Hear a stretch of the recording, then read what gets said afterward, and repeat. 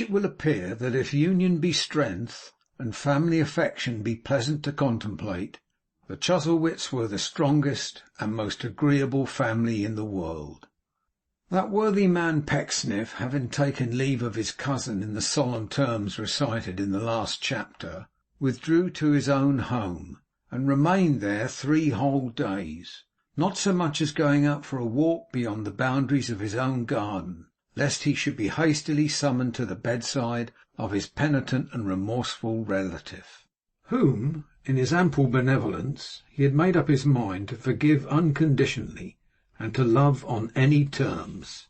But such was the obstinacy and such the bitter nature of that stern old man, that no repentant summons came, and the 4th day found Mr Pecksniff apparently much farther from his Christian object than the first.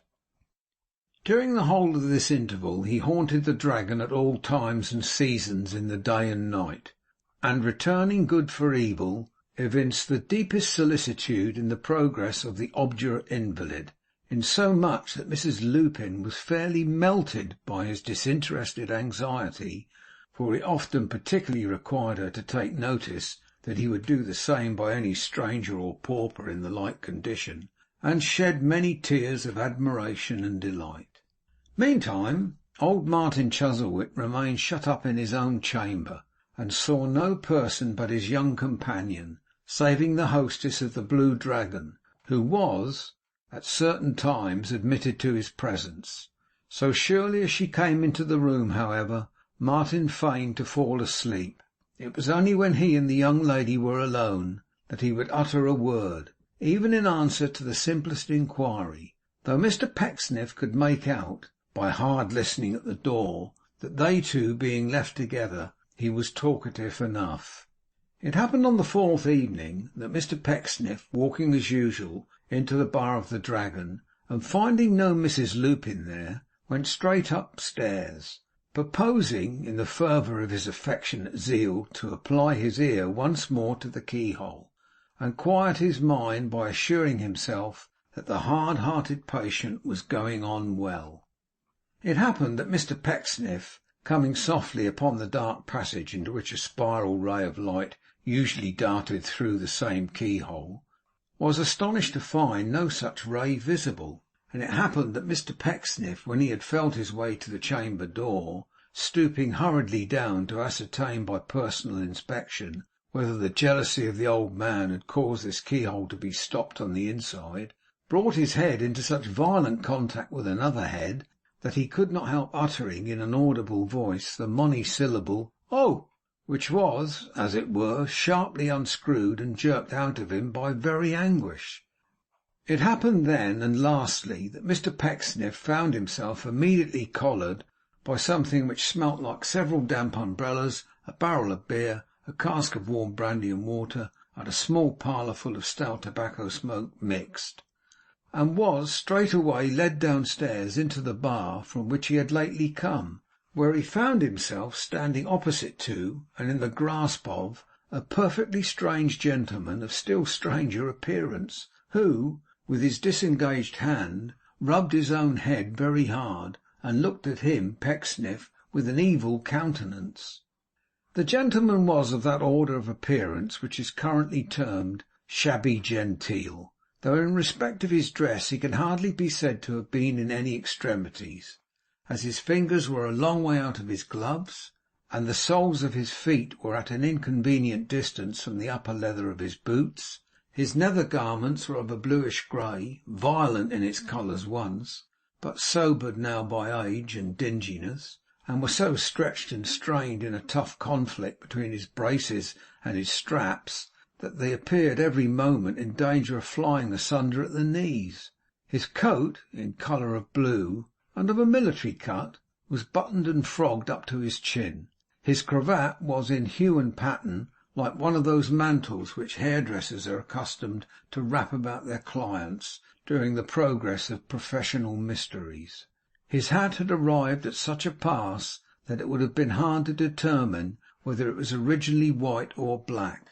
But he wore a moustache, a shaggy moustache too, nothing in the meek and merciful way, but quite in the fierce and scornful style, the regular satanic sort of thing, and he wore, besides, a vast quantity of unbrushed hair.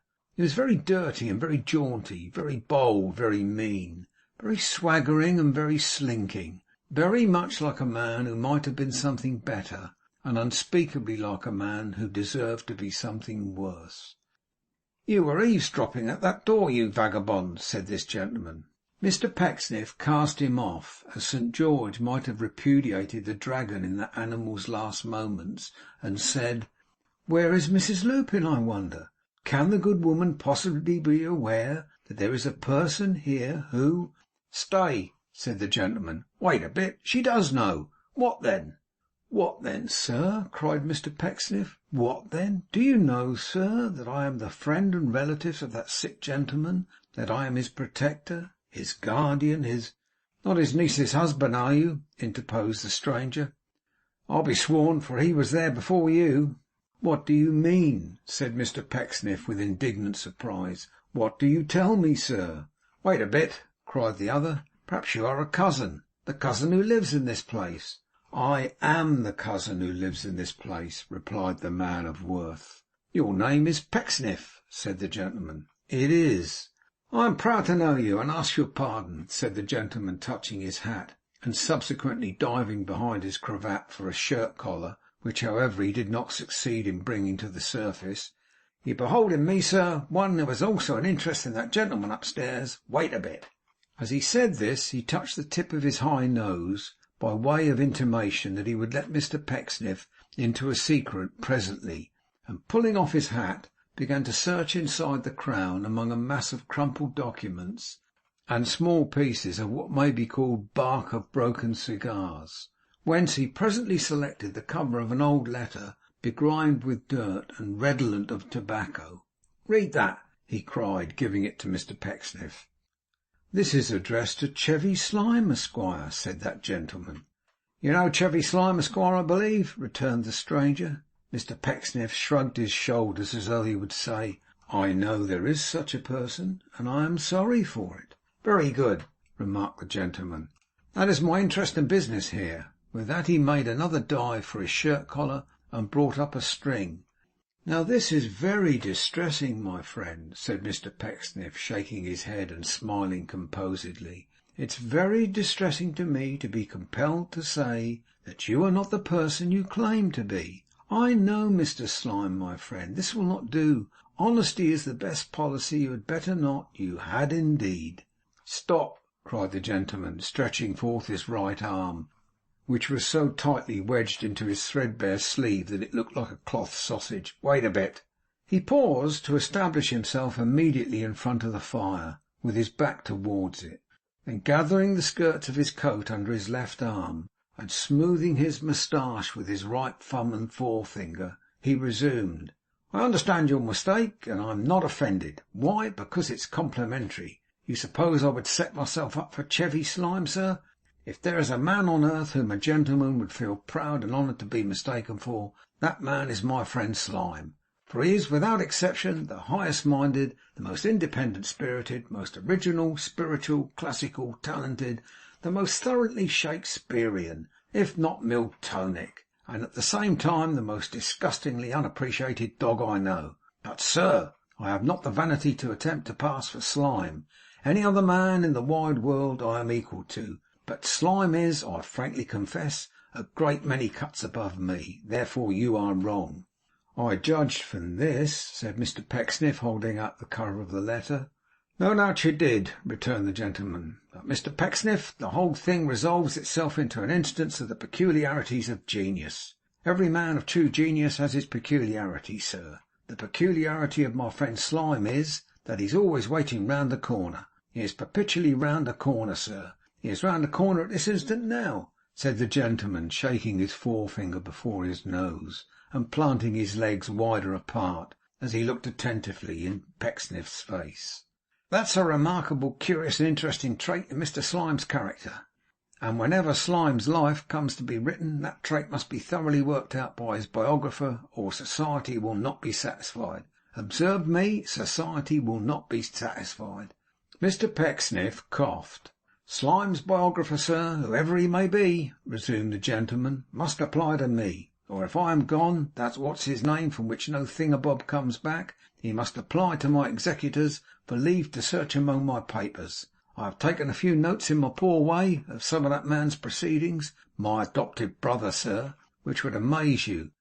He made use of an expression, sir, only on the 15th of last month, when he couldn't meet a little bill and the other party wouldn't renew, which would have done honour to Napoleon Bonaparte in addressing the French army.'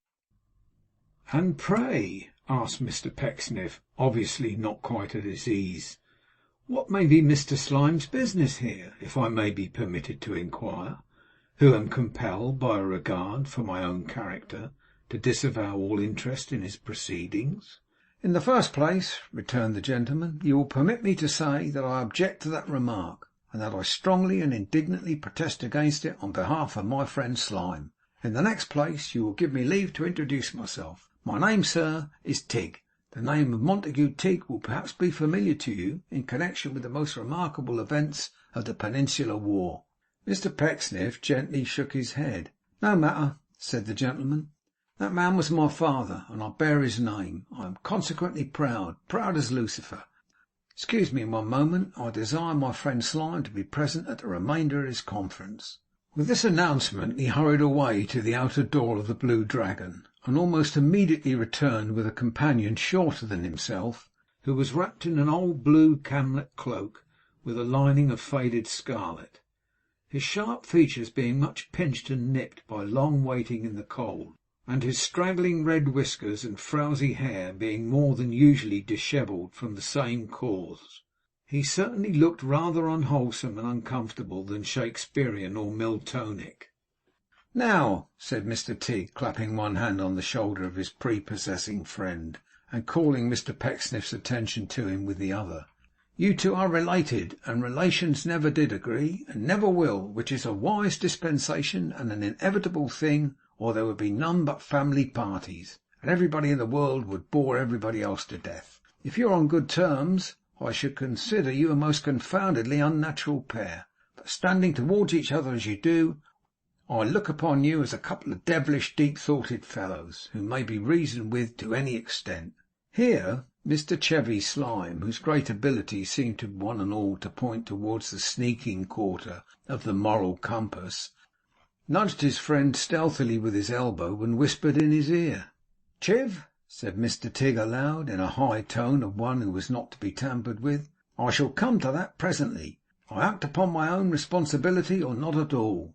To the extent of such a trifling loan as a crown piece to a man of your talents, I look upon Mr Pecksniff as certain.'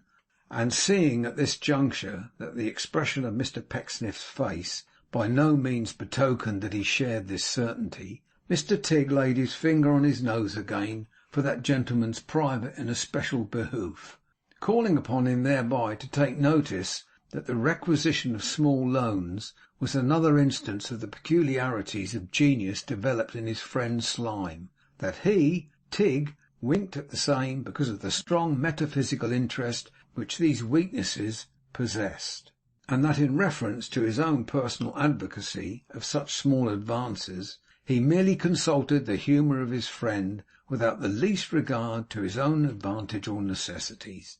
'Oh, Chiv, Chiv!' added Mr Tigg, surveying his adopted brother with an air of profound contemplation, after dismissing this piece of pantomime, 'you are, upon my life, a strange instance of the little frailties that beset a mighty mind. If there had never been a telescope in the world, I should have been quite certain from my observation of you, Chiv, that there were spots on the sun.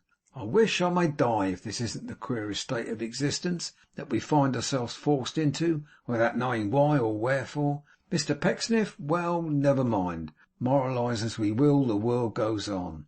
As Hamlet says, Hercules may lay about him with his club in every possible direction, but he can't prevent the cats from making the most intolerable row on the roofs of the houses, or the dogs from being shot in the hot weather, if they run about the streets unmuzzled. Life's a riddle, most internally hard riddle to guess, Mr Pecksniff. My own opinion's like that of the celebrated conundrum, why's a man in jail like a man out of jail? There's no answer to it. Upon my soul and body, it's the queerest sort of thing altogether, but there is no use in talking about it, huh? With which consolatory deduction from the gloomy premises recited, Mr. Tigg roused himself by a great effort, and proceeded in his former strain.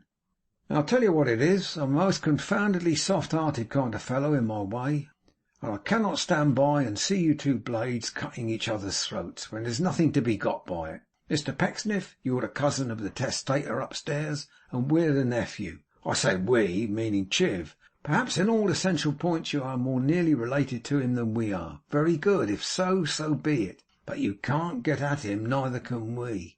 I give you my brightest word of honour, sir, that I've been looking through that keyhole with short intervals of rest ever since 9 o'clock this morning, in expectation of receiving an answer to one of the most moderate and gentlemanly applications for a little temporary assistance, only £15, and my security that the mind of a man can conceive.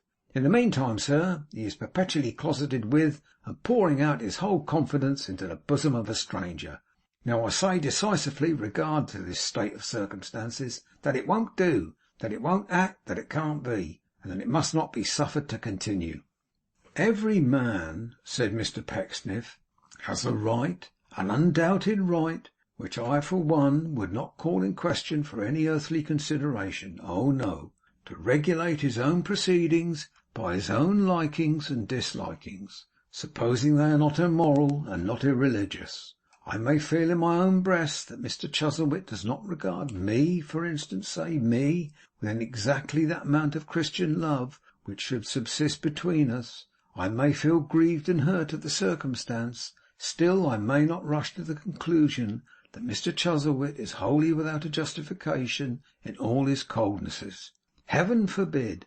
Besides, how, Mr. Tigg, continued Pecksniff, even more gravely and impressively than he had spoken yet, how could Mr. Chuzzlewit be prevented from having these peculiar and most extraordinary confidences of which you speak, the existence of which I must admit, and which I cannot but deplore for his sake? Consider, my good sir, and here Mr. Pecksniff eyed him wistfully, how very much at random you are talking. Why, as to that, rejoined Tigg, it certainly is a difficult question. Undoubtedly it is a difficult question, Mr. Pecksniff answered. As he spoke he drew himself aloft, and seemed to grow more mindful suddenly of the moral gulf between himself and the creature he addressed. Undoubtedly it is a very difficult question, and I am far from feeling sure that it is a question any one is authorized to discuss. Good evening to you. You don't know that the Spottletoes are here, I suppose, said Mr. Tigg. What do you mean, sir? What Spottletoes? asked Pecksniff, stopping abruptly on his way to the door. Mr. and Mrs. Spottletoe, said Chevy Slyme, Esquire, speaking aloud for the first time, and speaking very sulkily, shambling with his legs the while. Spottletoe married my father's brother and child, didn't he? And Mrs. Spottletoe is Chuzzlewit's own niece, isn't she? She was his favourite once. You may well ask what Spottletoes. Now, upon my sacred word, cried Mr. Pecksniff, looking upwards, this is dreadful. The rapacity of these people is absolutely frightful. It's not only the Spottletoes either, Tigg, said Slyme, looking at that gentleman and speaking at Mr. Pecksniff.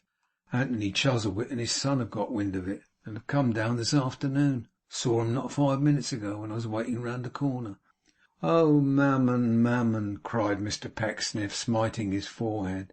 So there, said Slyme, regardless of the interruption, are his brother and another nephew for you already. This is the whole thing, sir, said Mr. Tigg. This is the point and purpose at which I was gradually arriving when my friend Slyme here, with 6 words, hit it full, Mr. Pecksniff. Now that your cousin and Chiv's uncle has turned up, some steps must be taken to prevent his disappearing again, and if possible to counteract the influence which is exercised over him now by this designing favourite. Everybody who is interested feels it, sir. The whole family is pouring down to this place. The time has come when individual jealousies and interests must be forgotten for a time, sir, and a union must be made against the common enemy. When the common enemy is routed, you will all set up for yourselves again. Every lady and gentleman who has a part in the game will go in on their own account and bowl away to the best of their ability at the testator's wicket, and nobody will be in a worse position than before. Think of it. Don't commit yourself now. You'll find us at the Half Moon and 7 Stars in this village, at any time, and open to any reasonable proposition. Chiv, my dear fellow, go out and see what sort of night it is.' Mr. Slyme lost no time in disappearing, and it is to be presumed in going round the corner. Mr. Tigg, planting his legs as wide apart as he could be reasonably expected by the most sanguine man to keep them, shook his head at Mr. Pecksniff and smiled. 'We must not be too hard,' he said, 'upon the little eccentricities of our friend Slyme. You saw him whisper me. Mr. Pecksniff had seen him. You heard my answer, I think?'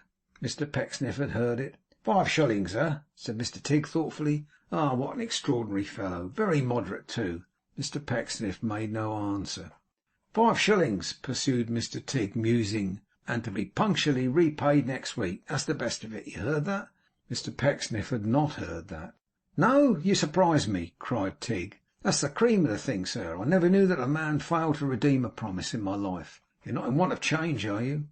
'No,' said Mr. Pecksniff. 'Thank you, not at all.'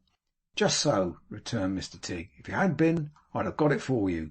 With that he began to whistle, but a dozen seconds had not elapsed when he stopped short, and looking earnestly at Mr. Pecksniff, said, 'Perhaps you'd rather not lend Slyme 5 shillings?'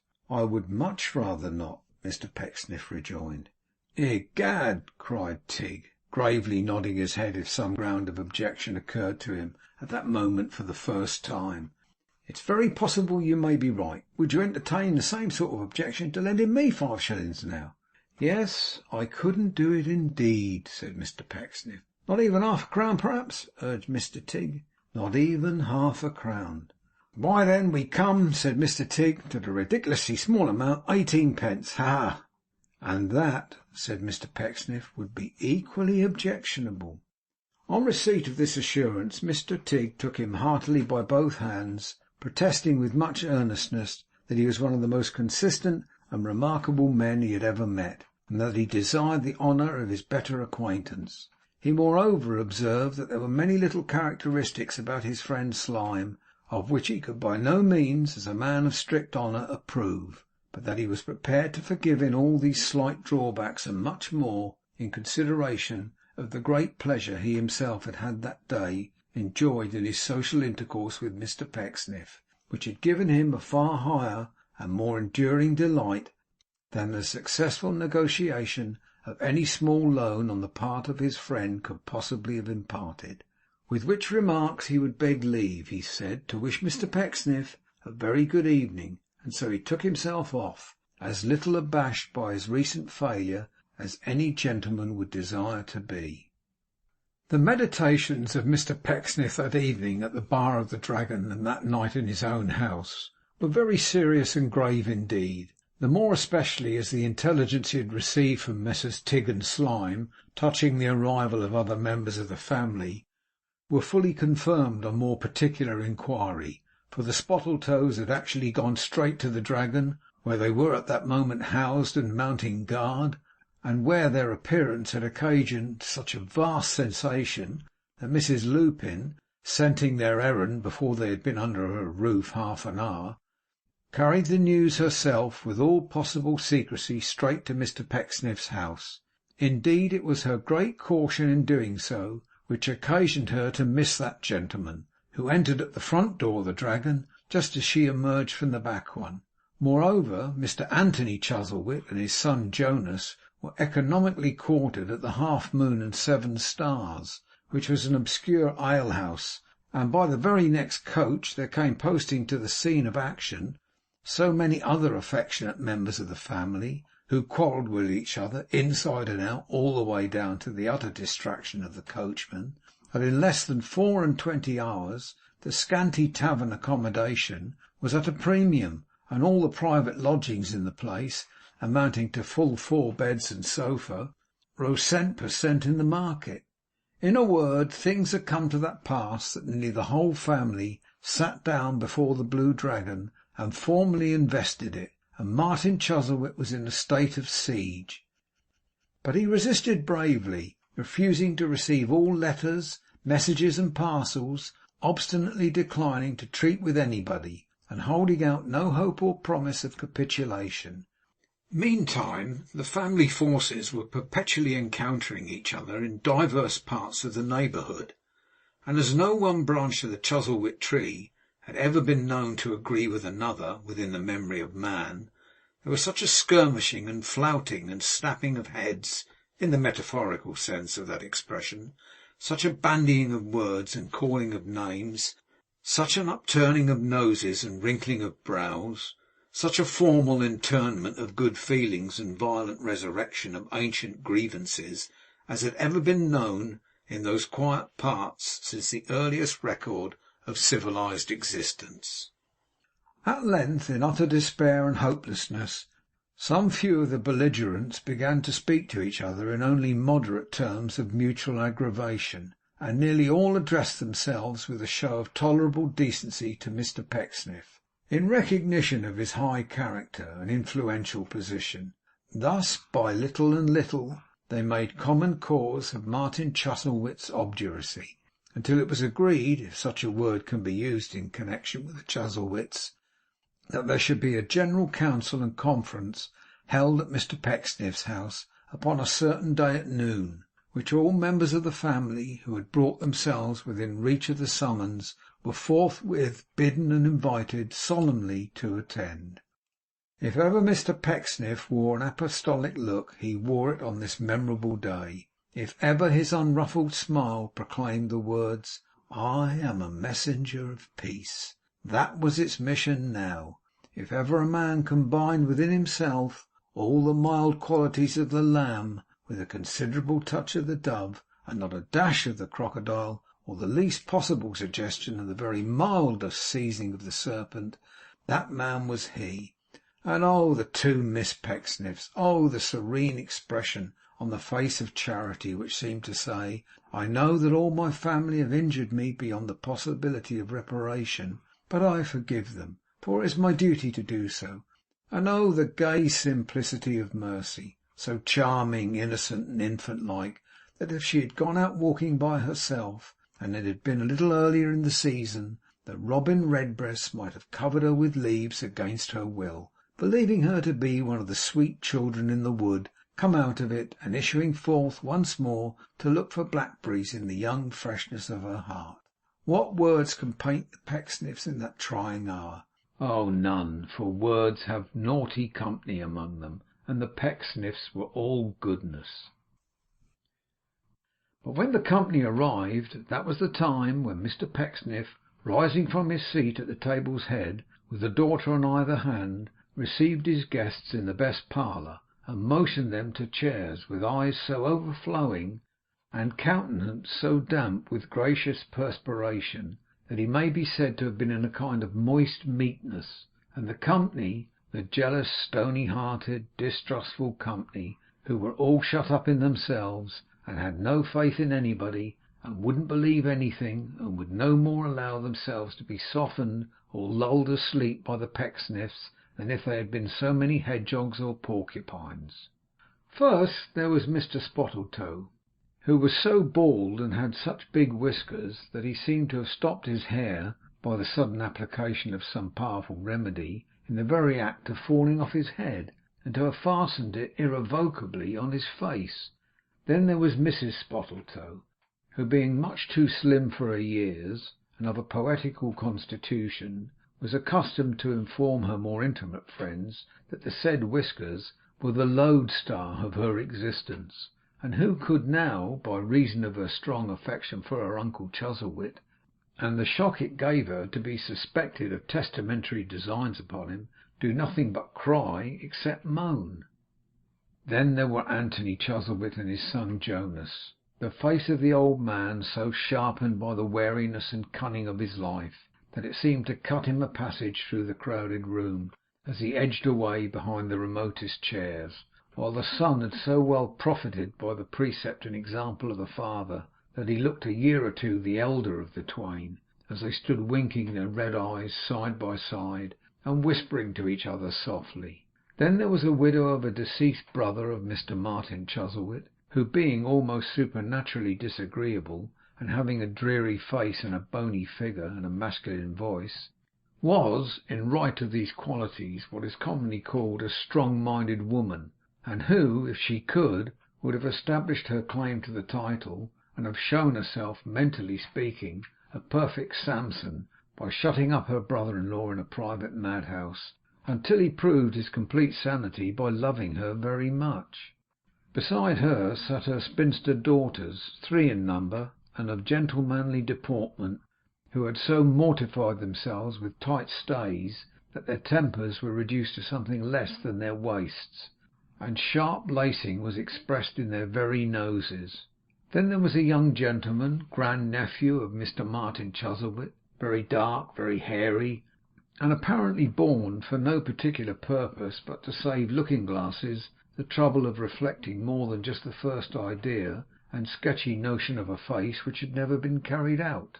Then there was a solitary female cousin, who was remarkable for nothing but being very deaf, and living by herself, and always having the toothache.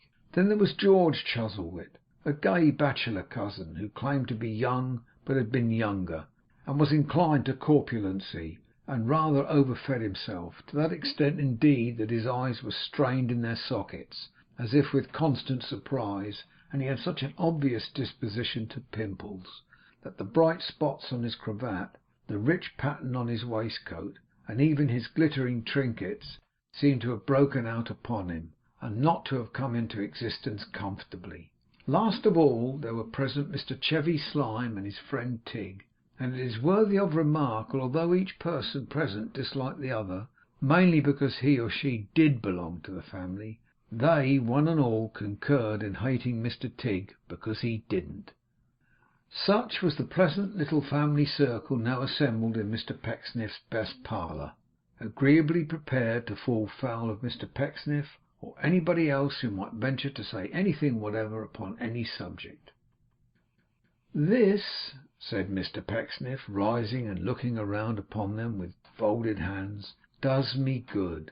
It does my daughters good. We thank you for assembling here. We are grateful to you with our whole hearts. It is a blessed distinction that you have conferred upon us, and believe me," it is impossible to conceive how he smiled here, "we shall not easily forget it."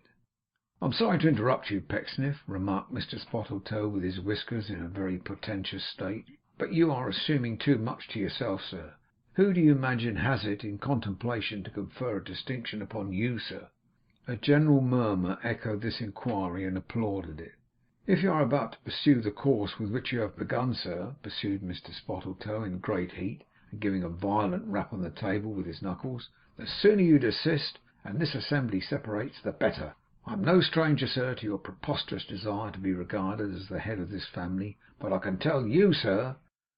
Oh yes, indeed, he tell! He what?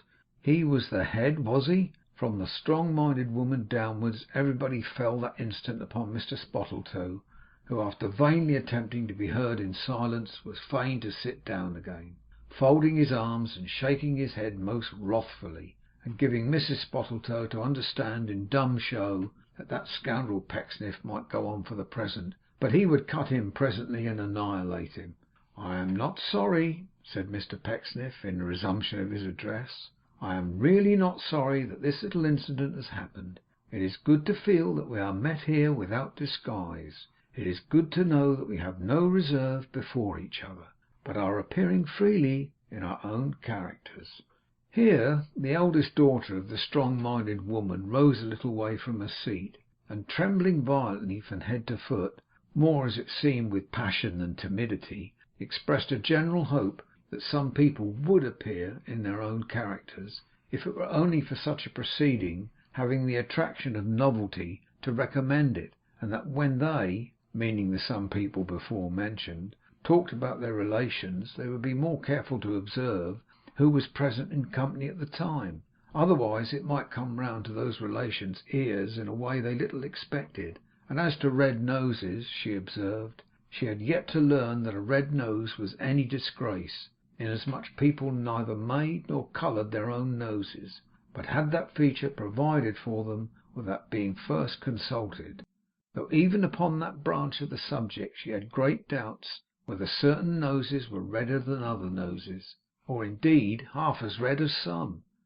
This remark being received with a shrill titter by the 2 sisters of the speaker, Miss Charity Pecksniff begged with much politeness to be informed whether any of those very low observations were levelled at her; and receiving no more explanatory answer than was conveyed in the adage, "Those the cap fits, let them wear it," immediately commenced a somewhat acrimonious and personal retort, wherein she was much comforted and abetted by her sister Mercy, who laughed at the same time with great heartiness, indeed far more naturally than life.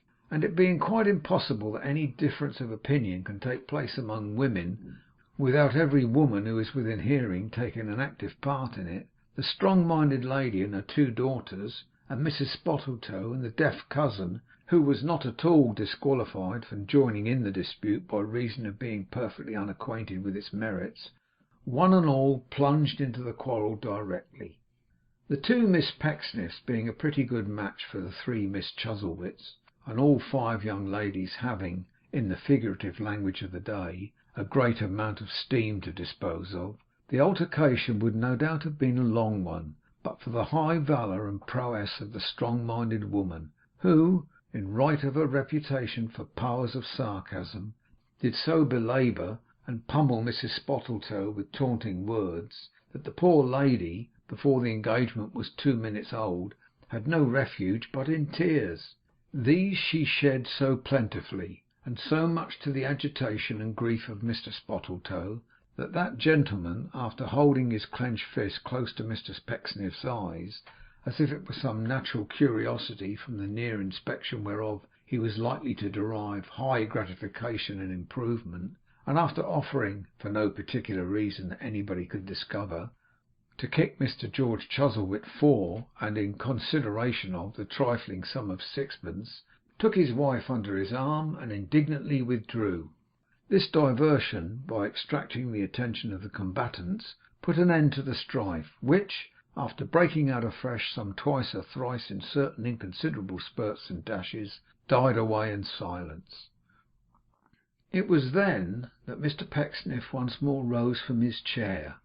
It was then that the two Miss Pecksniffs composed themselves to look as if there were no such beings, not to say present, but in the whole compass of the world, as the three Miss Chuzzlewits, while the three Miss Chuzzlewits became equally unconscious of the existence of the two Miss Pecksniffs. "It is to be lamented," said Mr Pecksniff, with a forgiving recollection of Mr Spottletoe's fist, "that our friend should have withdrawn himself so very hastily, though we have cause for mutual congratulation even in that, since we are assured that he is not distrustful of us in regard of anything we may say or do while he is absent. Now that is very soothing, is it not?" "Pecksniff," said Anthony, who had been watching the whole party with particular keenness from the first, "don't you be a hypocrite." "A what, my good sir?" demanded Mr Pecksniff. "A hypocrite." "Charity, my dear," said Mr Pecksniff, "when I take my chamber candlestick to night, remind me to be more than usually particular in praying for Mr Anthony Chuzzlewit, who has done me an injustice." This was said in a very bland voice, and aside, as being addressed to his daughter's private ear, with a cheerfulness of conscience prompting almost a sprightly demeanour. Then he resumed: "All our thoughts centering in on our very dear but unkind relative, and he being as it were beyond our reach, we are met to-day really as if we were a funeral party, except a blessed exception, that there is no body in the house." The strong-minded lady was not at all sure that this was a blessed exception. Quite the contrary. "Well, my dear madam," said Mr Pecksniff, "be that as it may, here we are. Being here, we are to consider whether it is possible by any justifiable means—" "Why, you know as well as I," said the strong-minded lady, "that any means are justifiable in such a case, don't you?" "Very good, my dear madam, very good. Whether it is possible by any means, we will say any means, to open the eyes of our valued relative to his present infatuation. Whether it is possible to make him acquainted by any means with the real character and purpose of that young female, whose very strange position in reference to himself," here Mr Pecksniff sunk his voice to an impressive whisper, "really casts a shadow of disgrace and shame upon this family, and who, we know," here he raised his voice again, "else why she is his companion, harbours the very basest designs upon his weakness and his property. In their strong feeling on this point, they who agreed in nothing else all concurred as one mind. Good heaven, that she should harbour designs upon his property! The strong-minded lady was for poison. Her 3 daughters were for Bridewell and bread and water. The cousin with the toothache advocated Botany Bay. The 2 Miss Pecksniffs suggested flogging. Nobody but Mr Tigg, who, notwithstanding his extreme shabbiness, was still understood to be in some sort a ladies' man, in right of his upper lip and his frogs, indicated a doubt of the justifiable nature of these measures, and he only ogled the 3 Miss Chuzzlewits with the least admixture of banter in his admiration, as though he would observe, "You are positively down upon her to great an extent, my sweet creatures. Upon my soul you are." "Now," said Mr Pecksniff, crossing his 2 forefingers in a manner which was at once conciliatory and argumentative, "I will not, upon the one hand, go so far as to say that she deserves all the inflictions which have been so very forcibly and hilariously suggested," one of his ornamental sentences, "nor will I, upon the other, on any account compromise my common understanding as a man by making the assertion that she does not. What I would observe is, that I think some practical means might be devised of inducing our respected, shall I say our revered—" "No," interposed the strong-minded woman in a loud voice.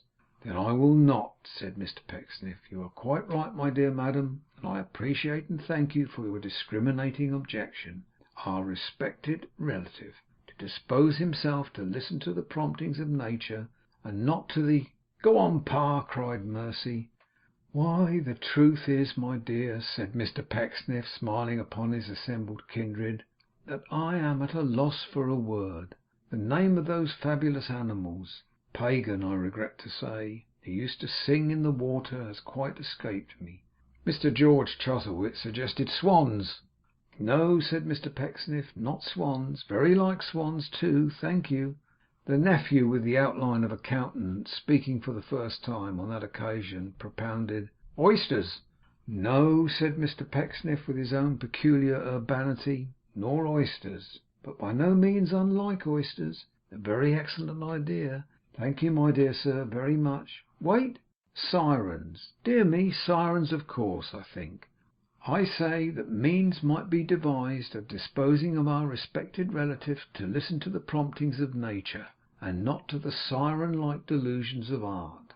Now we must not lose sight of the fact that our esteemed friend has a grandson, to whom he was, until lately, very much attached, and whom I could have wished to see here to day, for I have a real and deep regard for him. A fine young man, a very fine young man. I would submit to you whether we might not remove Mr Chuzzlewit's distrust of us, and vindicate our own disinterestedness by—" "If Mr George Chuzzlewit has anything to say to me," interposed the strong-minded woman sturdily, "I beg him to speak out like a man, and not to look at me and my daughters as if he could eat us." "As to looking, I have heard it said, Mrs Ned," returned Mr George angrily, "that a cat is free to contemplate a monarch, and therefore I hope I have some right, having been born a member of this family, to look at a person who only came into it by marriage. As to eating, I beg to say, whatever bitterness your jealousies and disappointed expectations may suggest to you, that I am not a cannibal, ma'am." "I don't know that," cried the strong-minded woman. "At all events, if I was a cannibal," said Mr George Chuzzlewit, greatly stimulated by this retort, "I think it would occur to me that a lady who had outlived 3 husbands, and suffered so very little from their loss, must be most uncommonly tough." The strong-minded woman immediately rose. "And I will further add," said Mr George, nodding his head violently at every second syllable, naming no names, and therefore hurting nobody but those whose consciences tell them they are alluded to, "that I think it would be much more decent and becoming if those who hooked and crooked themselves into this family by getting on the blind side of some of its members before marriage, and manslaughtering them afterwards by crowing over them to that strong pitch that they were glad to die, would refrain from acting the part of vultures in regard to other members of this family who are living. I think it would be full as well, if not better, if those individuals would keep at home, contenting themselves with what they have got, luckily for them, already." instead of hovering about and thrusting their fingers into a family pie, which they flavour much more than enough. I can tell them when they are 50 miles away. I might have been prepared for this, cried the strong-minded woman, looking about her with a disdainful smile as she moved towards the door, followed by her 3 daughters. Indeed, I was fully prepared for it from the first. What else could I expect in such an atmosphere as this? Don't direct your half-pay officer's gaze at me, ma'am, if you please, interposed Miss Charity, for I won't bear it. This was a smart stab at a pension enjoyed by the strong-minded woman during her second widowhood and before her last coverture. It told immensely. I pass from the memory of a grateful country, you very miserable minx, said Mrs. Ned, when I entered this family, and I feel now, though I did not feel then, that it served me right, and that I lost my claim upon the United Kingdom of Great Britain and Ireland when I so degraded myself. Now, my dears, if you're quite ready, and have sufficiently improved yourself by taking the genteel example of these 2 young ladies, I think we'll go, Mr. Pecksniff. We are very much obliged to you, really. We came to be entertained, and you have far surpassed our utmost expectations in the amusement you have provided for us. Thank you. Goodbye. With such departing words did this strong-minded female paralyse the Pecksniffian energies, and so she swept out of the room and out of the house, attended by her daughters, who, as with one accord, elevated their 3 noses in the air and joined in a contemptuous titter. As they passed the parlour window on the outside, they were seen to counterfeit a perfect transport of delight among themselves, and with this final blow and great discouragement for those within, they vanished. Before Mr. Pecksniff or any of his remaining visitors could offer a remark, another figure passed this window, coming at a great rate in the opposite direction, and immediately afterwards Mr. Spottletoe burst into the chamber. Compared with his present state of heat, he had gone out a man of snow or ice. His head distilled such oil upon his whiskers that they were rich and clogged with unctuous drops. His face was violently inflamed, his limbs trembled, and he gasped and strove for breath. 'My good sir!' cried Mr. Pecksniff. 'Oh yes,' returned the other. 'Oh yes, certainly. Oh, to be sure. Oh, of course. You hear him. You hear him, all of you.' 'What's the matter?' cried several voices. 'Oh, nothing,' cried Spottletoe, still gasping. 'Nothing at all. It's of no consequence. Ask him. He'll tell you.' 'I do not understand our friend,' said Mr. Pecksniff, looking about him in utter amazement. 'I assure you that he is quite unintelligible to me.'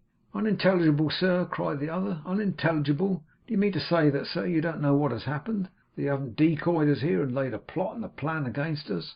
Will you venture to say you didn't know Mr. Chuzzlewit was going, sir, and you don't know where he's gone, sir?' 'Gone!' was the general cry. 'Gone!' echoed Mr. Spottletoe. 'Gone while we were sitting here. Gone! Nobody knows where he's gone. Oh, of course, nobody knew he was going. Oh, of course not. The landlady thought up to the very last moment that they were merely going for a ride. She had no other suspicion. Oh, of course not. She's not this fellow's creature. Oh, of course not.'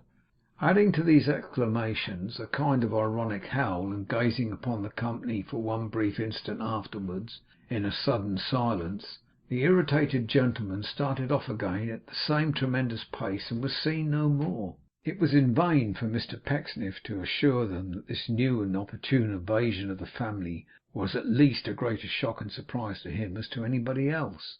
Of all the bullyings and denunciations that were ever heaped upon one unlucky head, none can have exceeded in energy and heartiness those with which he was complimented by each one of his remaining relatives, singly, upon bidding him farewell. The moral position taken by Mr. Tigg was something quite tremendous, and the deaf cousin, who had the complicated aggravation of seeing all the proceedings and hearing nothing but the catastrophe, actually scraped her shoes upon the scraper, and afterwards distributed impressions of them all over the top step, in token that she shook the dust from her feet before quitting the dissembling and perfidious mansion. Mr. Pecksniff had, in short, but one comfort, and that was the knowledge that all these his relations and friends had hated him to the very utmost extent before, and that he, for his part, had not distributed among them any more love than, with his ample capital in that respect, he could comfortably afford to part with. This view of his affairs yielded him a great consolation, and the fact deserves to be noted as showing with what ease a good man may be consoled under the circumstances of failure and disappointment. Chapter 5